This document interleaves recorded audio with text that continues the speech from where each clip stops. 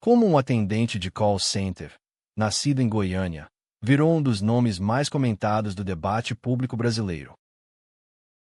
A resposta passa por trabalho, reinvenção, comunicação agressiva e uma ascensão marcada por velocidade.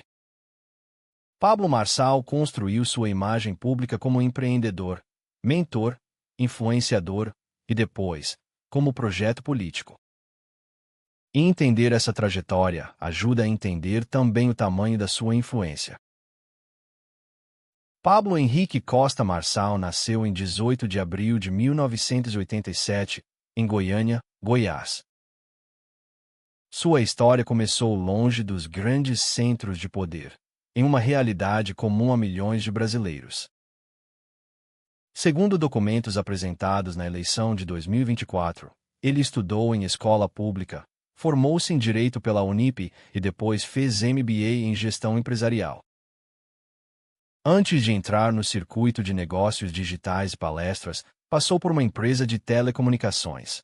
Foi uma fase de aprendizado, rotina e escala menor. Mas também foi ali que ele começou a perceber algo essencial.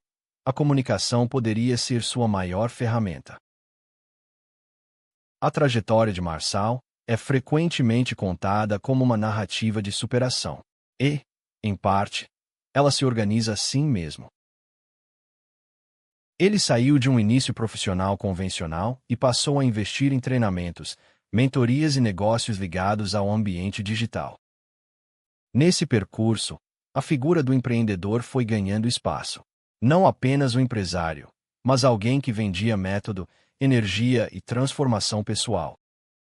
Sua fala passou a misturar negócios, motivação e religiosidade, num estilo direto, repetitivo e fácil de ser compartilhado.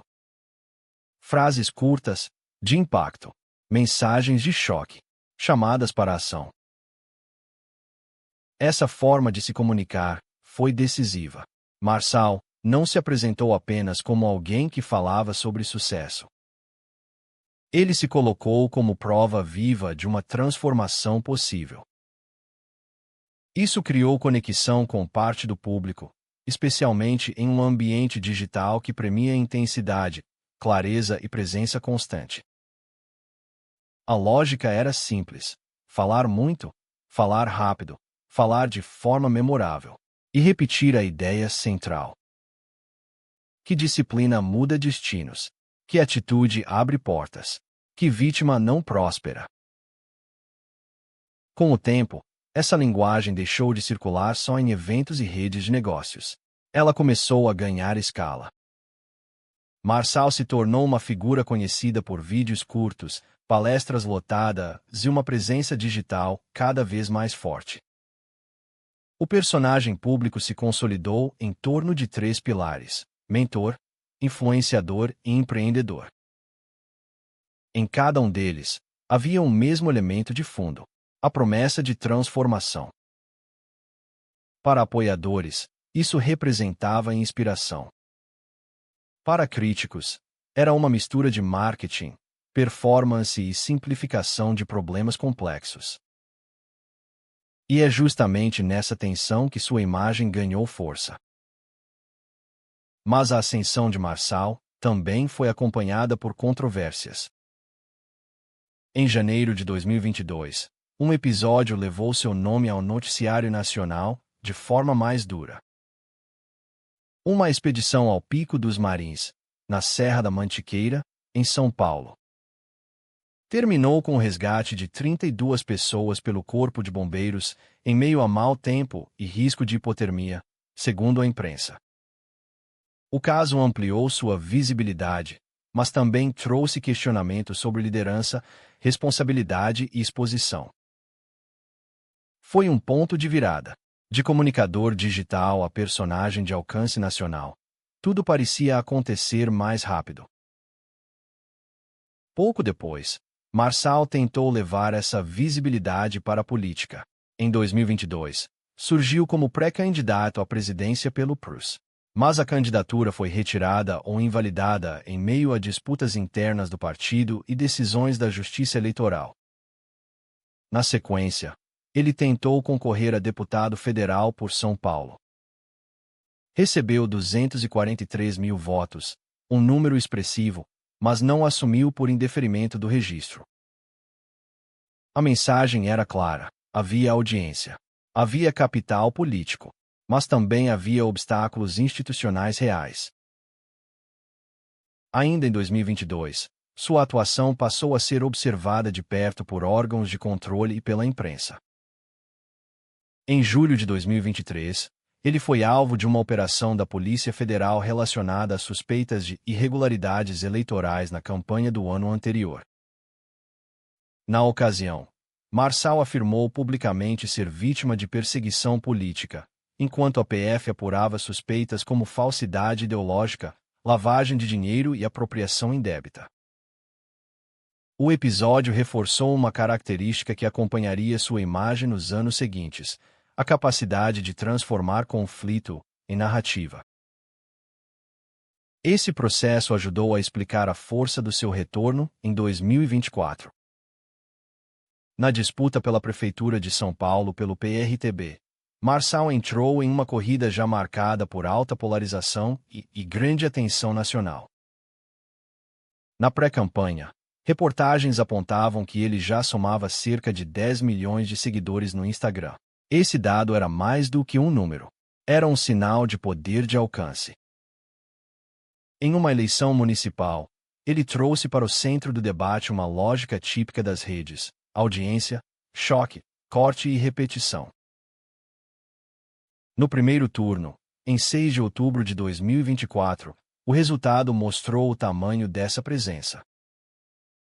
Ricardo Nunes terminou com 29,48% dos votos, Guilherme Boulos com 29,07% e Pablo Marçal com 28,14%, totalizando 1.719.274 votos.